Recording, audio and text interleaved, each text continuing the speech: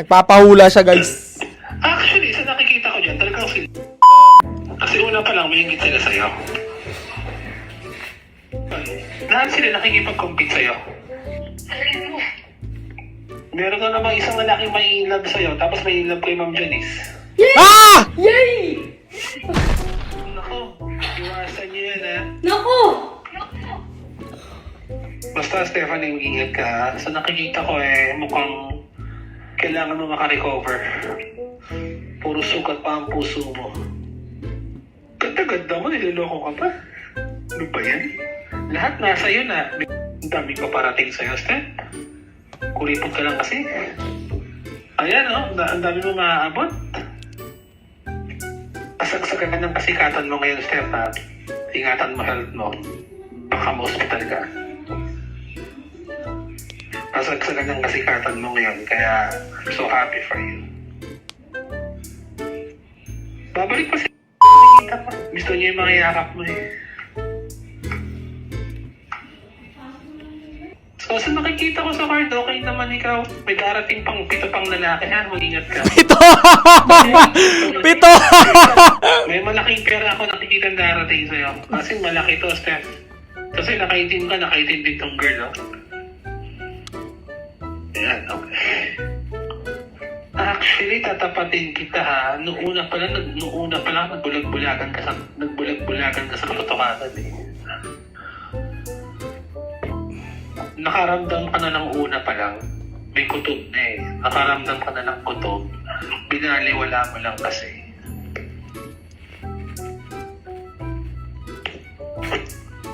Una pa lang, talagang they are there to compete with you.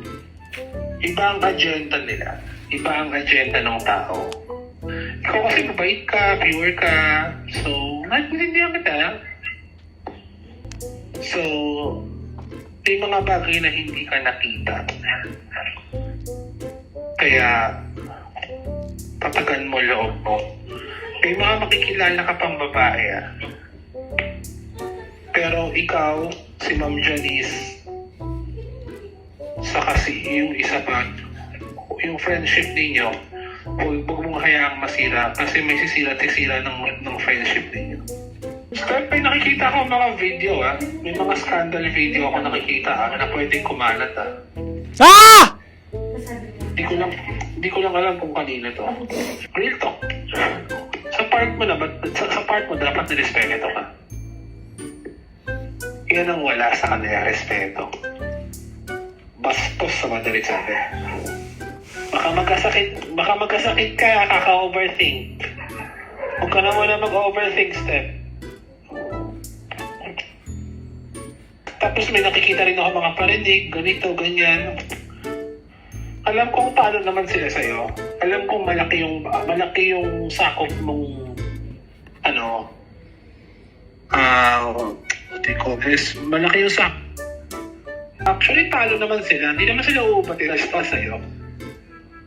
Pero, hayaan mo na lang muna.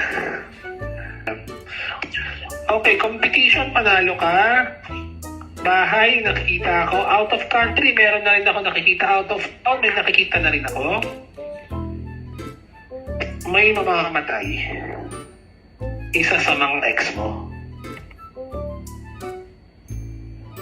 Pag hindi nagbago. May magkakasakit. Isa sa mga ex mo. Pag hindi nagbago. Karma is real. Pwede ko ito po ba? Biglaan na lang yan. Pwede ba name drop? It will shock.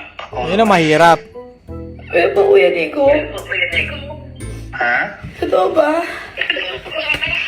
Yes. Ayoko lang ganyan Kuya Nico. Kahit naman na galit ako sa...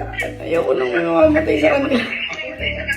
Hindi ko alam eh. Hindi ko naman alam yan. Nakita ko lang. Ayaw daw niya may mamamatay pero nakangiti siya. Sa naulo talaga si Stephanie. Kasi lahat nagkakatotoo. Hindi ko yung po may mamamatay pero nakagano siya.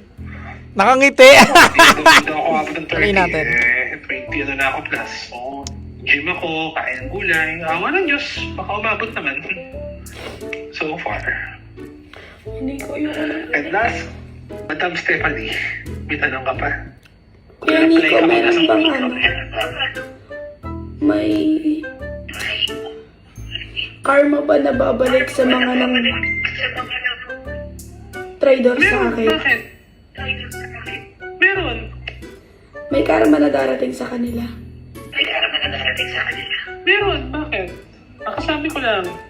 Wala ko yun ko, syempre kahit naman na gano'n, ayoko din na may mangyari sa kanila hindi maganda. And ayoko din na Kapait ka kasi masyado ako, hindi. May karma talaga yan, period. ayokong may mangyaring masama sa kanila. Kahit na gano'n pa din. Still. Woo! Ikaw. Showbiz! Solid! Oh my gosh! Rar. Woo! Siyempre, puro positive yung sinabi sa'yo, binola-bola ka, di ba? Well, ako, ang stand ko dito sa pahula-pahula, hindi ako fan. Linawin ko na kayo, hindi ako fan ng mga pahula-pahula na yan. Mas naniniwala ako sa manifesting at sa sinasabi mo sa universe. Kaya nga, ayoko magpahula. Kasi baka mamaya, hulaan nila ako ng negatibo, tapos mamanifest ng utak ko yun, baka i-deliver talaga ng universe. Yun ang pinaniniwalaan ko. Kasi lahat ng meron ako ngayon, soy ko, lahat ito ay nagsimula lang sa simpleng idea at pinangarap ko noon na unti-unting naging visible at possible at naging totoo na talaga sa reality. Yan ang stand ko dyan. Lahat yan! Yung pangarap ko dati na magko-content lang ako, gagawa lang ako ng music, mag-i-invest lang, ganito ganyan, at hindi ko kailangan problemahin yung mga bagay-bagay na pinoproblema ko noon. Lahat yun nangyari. Makaalis sa 9 to 5 job, lahat yun pinangarap ko lang at lahat yun naging posible binigay ng universe sa akin. That's why ayoko magpahula kasi mamaya baka yung hula sa akin sobrang negatibo, marinig ng universe yan, hindi naman naiintindihan ng universe yan kung negative o positive yung sasabihin mo. Basta ang pinapakinggan lang ng universe kung ano yung sinasabi mo sa kanya at kung ano yung iniisip mo palagi. So kung mabatuhan ka ng negative na hula, mamaya puro negative ang i-deliver mo sa universe, puro negative na ang i-deliver niya sa'yo pabalik. Hindi naman naiintindihan ng universe yan kung negative o positive yung sinasabi mo, kung maganda ba o pangit yung sinasabi mo. Basta ang pinaniniwalaan ko, kung ano ang hiniling mo sa universe, ibibigay niya sa ito ng totoong totoo. Basta maghintay ka lang, be patient, at magtiyaga, at syempre sasamahan mo ng kilos. Hindi naman yan magiging posible kung hindi mo sasamahan ng kilos ang manifesting na ginagawa mo. Katulad niyan, for example, nahulaan siya ng mga negatibo, may mamamatay, may ganito, may karma, may negative, ganyan-ganyan. Mamamanifest ngayon niya ng taong nakikinig sa hula. At possible, i-deliver sa kanya ng universe yan. Kasi ang pinaniniwalaan niya na, ganito ang posibleng mangyayari since ganito ang hula sa akin, isipin niya ng isipin yon hanggang sa ibibigay talaga sa kanya yon sa reality. Kaya ayokong magpahula. Pero naiintindihan ko naman na negosyo yan ng iba. No, yung mga, kasi may bayad yan eh. Wala namang libreng hula unless kung kaibigan mo yun ang hula eh.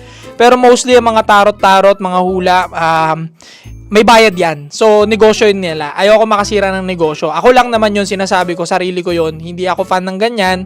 Pero kung ikaw fan ka ng ganyan, naniniwala ka sa pahula-pahula, naiintindihan kita, and reality mo yan, kanya-kanya lang tayo ng pinapaniwalaan. Walang pinagkaiba yan sa paniniwala mo sa religion mo at sa ibang mga bagay na pinaniniwalaan mo, pinaninindigan mo. Ganun yan, no? So, yun. Basta yun ang stand ko. Hindi ako fanatic ng pahula-pahula. Naniniwala ako sa reality palagi, sa realidad. Rationalist ako masyado. At kung ano yung ginawa mo, matik may consequences yan. Ganun lang lagi pinaniniwalaan ko. Kung puro negative ang ginagawa mo sa buhay mo, matik puro negative din ang ibibigay sa'yo ng mundong ito. Sigurado yan. Okay? So, yun. Abangan natin. Makakapitong lalaki pa daw si Stefan. Stay cold.